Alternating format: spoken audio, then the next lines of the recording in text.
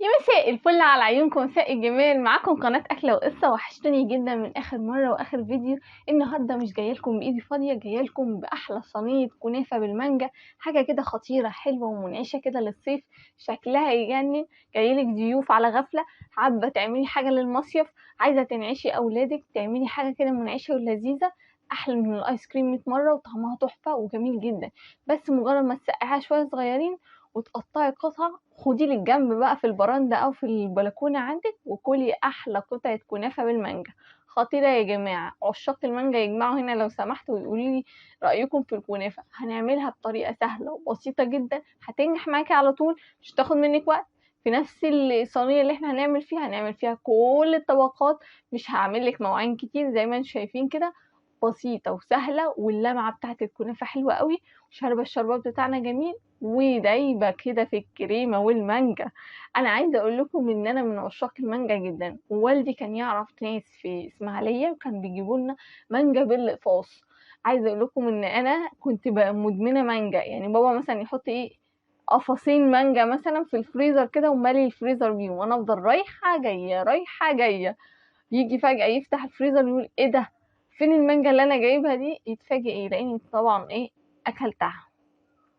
ومش بهزر، يعني عارفين الناس اللي بتطلع البلكونة كده وتاخد طبق كده في الخباثة وتقعد تاكل كده من غير ما حد يشوفها، اهو هو ده انا. طيب نرجع بقى للكنافة بالمانجا بتاعتنا. انا هنا معايا كوبايتين من السكر، عليهم عصير نص ليمونة، ربع معلقة صغيرة من الفانيليا، حطيتهم على النار لمدة ربع ساعة. اول حاجة على النار عالية، وبعد كده وطيت النار 10 دقايق بالظبط بعد ما غلت، وبعد كده طفيت النار وسبت الشربات بتاعنا يبرد تماما. معايا هنا نص كيلو من الكنافة، كنت سايباه في الديب فريزر لمدة ليلة كاملة. وبعد كده زي ما انتم شايفين كده طلعته وفتته على طول بايديا بطريقه بسيطه خالص. حطيت عليه نص كوبايه من السكر البودره، وده اختياري، بس هو بيخليها تتماسك كده مع بعضها، تبقى قطعه واحده كده وبتمسك جامد قوي لما تيجي تصبي الشربات. وطبعا نص كيلو الكنافه حطيت عليه كوبايه من السمنه، وهبدا ادعكها كده بايدي السمنه في الكنافه لحد ما اطمن ان كل قطعه من الكنافه اخدت من السمنه بتاعتنا. عايزه اقول لكم بقى ان الكنافه بالمانجا دي كان عندي واحده زميلتي في الكليه، كل ما كنت اسالها يا بنتي انتي راجعه مروحه بدري كده ليه، احنا لسه في رمضان، اصلا انا عندي عزومه، اصلا انا لازم اعمل لهم في البيت الكنافه بالمانجا. الصراحه غيرت منها يعني، ما اكدبش عليكم، انا ما كنتش اعرف ايه هي الكنافه بالمانجا دي. قلت البنت دي بتسرح بيا ولا ايه؟ انا ما كنتش اعرف ان في حاجه اسمها اساسا كنافه بالمانجا. طول عمرنا بنعمل الكنافه العاديه اللي هي ايه، بجوز الهند والمكسرات. عمري في حياتي ما اعرف حاجه تانية غير الكنافه دي. قلت لها بصي تعالي هنا، ومقعداها ومقرراها بقى في وسط شله كبيره. قلت لها تعالي قولي لي بقى انت بتعملي ازاي بقى الكنافه بالمانجا. لقيت يا من الموضوع بسيط جدا. انا كنت مفكره بقى ان هي حاجه كبيره بقى وقصه كبيره. قالت لي يا بنتي بنعمل الكنافه عادي خالص زي ما انت شايفه كده. عايزه اقول لكم انا رصيتها دلوقتي في الصينيه، والصينيه دي مدهونه شويه من السمنه. هندخلها الفرن على درجه حراره 180. مهم جدا ان الكنافه تكون درجه الحراره مش عاليه.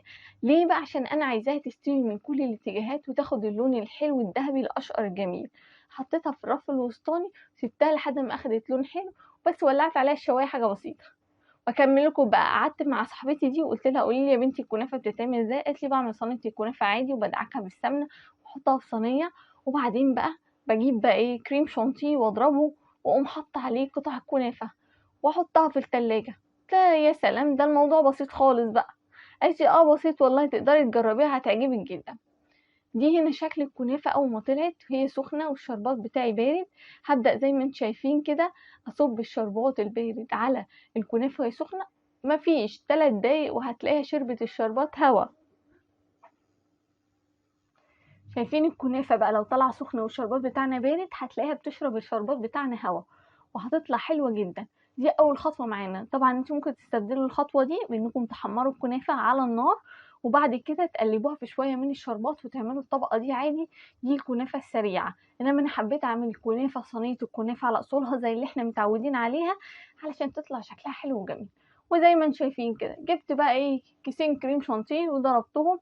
الكيس الواحد بضربه بربع كوباية من اللبن المثلج، ما عندكيش شوية مية متلجين كده، وتضربي فيهم الكريم شانتيه لحد ما ينفش معاكي زي ما انت شايفة كده.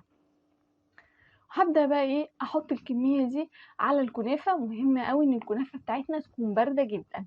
لو هي سخنة هتلاقي كريم شانتيه بيسيح وينيح عليها كده، ومش هيديكي القوام المناسب ولا الشكل الحلو اللي انت عايزاه بتاع الكنافة. هجيب بقى معلقة حلوة وابدأ افرد الخليط زي ما قلت لكم بقى.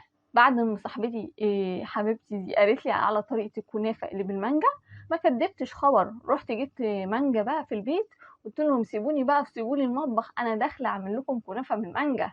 ماما قعدت تتخض كده وقالت لي وفي حاجه اسمها كنافه بالمانجا؟ قلت لها اه، سيبيني بقى وهدوقكم صنف حلويات جديد عمركم ما دقتوه، وكان في رمضان. وبالفعل دخلت وعملتها والكل انبهر بيها.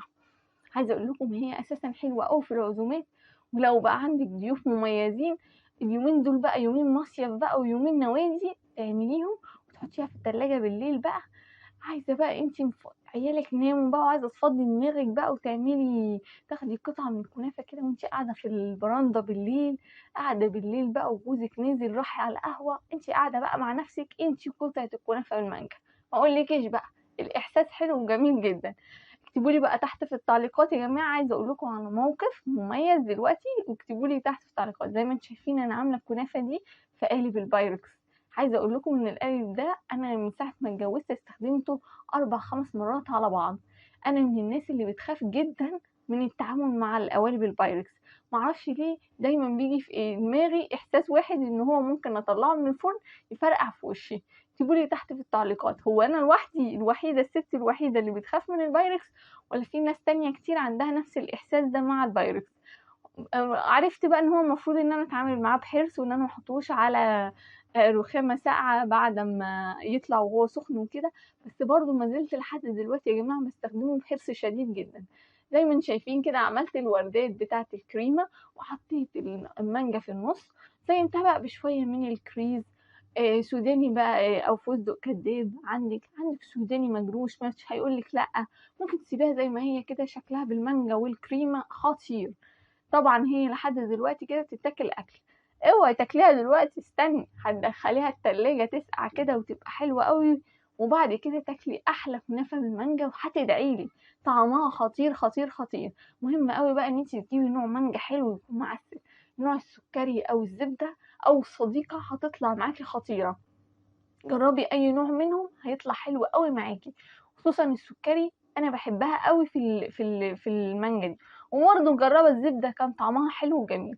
تعالوا نقطع لكم قطعه كده واوريكم الطبقات. شايفين الكريمه بتبوظ ازاي؟ ده انا عايزه اقول لكم كده ان هي لسه ما سقعتش قوي، بس انا قلت لا، لازم اوريها لكم بسرعه. شايفين الجمال والطعامه؟ وده كان فيديو النهارده، احلى صينيه كنافه بالمانجا تستاهل بقكم. جربوها وهستنى ارائكم وتعليقاتكم.